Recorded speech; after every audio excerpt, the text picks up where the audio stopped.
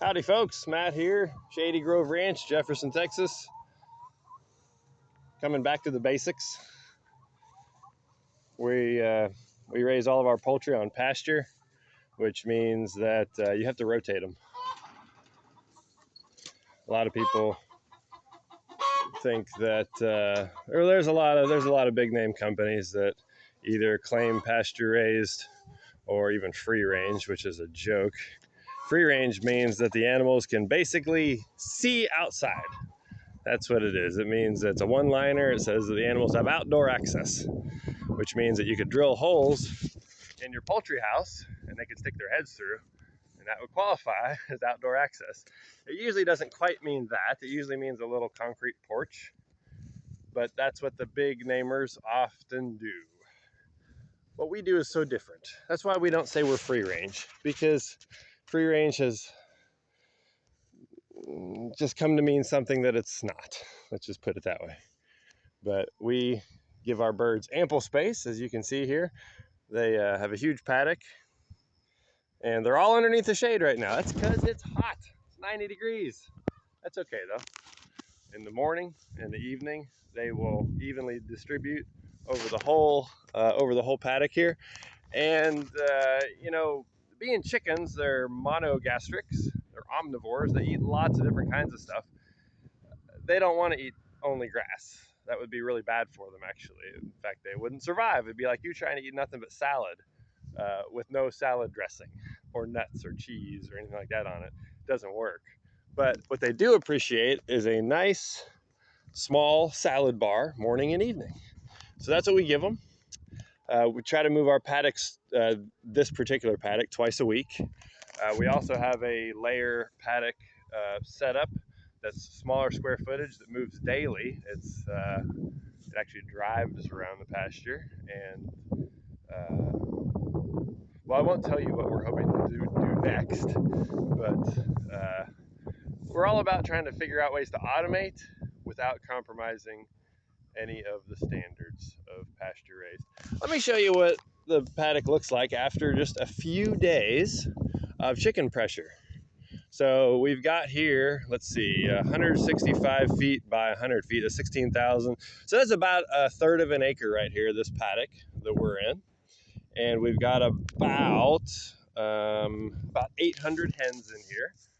It may sound like a lot, but as you just saw over there, that's really not. Like, so the sun just got covered up by a cloud, and the chickens already are like, hey, it's kind of shady out here. Let's start spreading out. So they start spreading out a little bit, and the sun comes back out, and they're gonna hop back under the shade.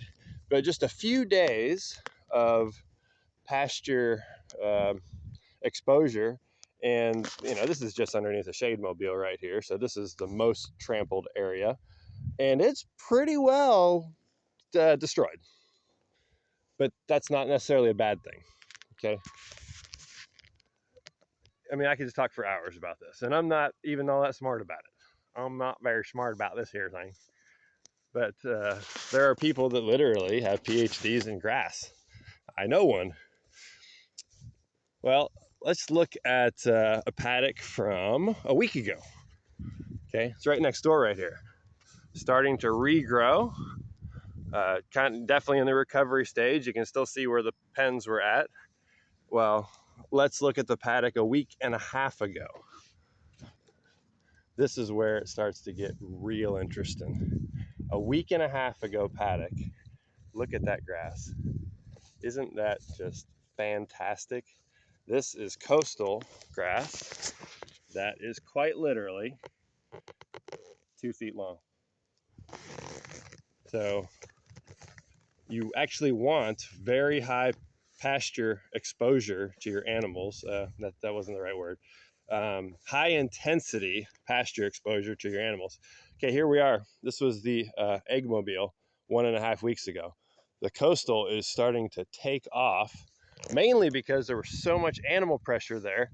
They tend to put down most of their manure where their shade structures are. Again, here's the other shade structure. Remember how kind of terrible it looked 2 paddocks ago? Look at this. This grass is eating it up. So now let's go to the paddock 2 weeks ago. So I was just on a teleconference with the American Grass-Fed Association. A group of people there are wanting to develop an American Grass-Fed Association chicken standard. They're doing great. Like, I'm really impressed with how that meeting just went. All right, so this is so what was that? That was half a week ago. That was a week ago, 1.5 weeks ago. This is 2 weeks ago right here.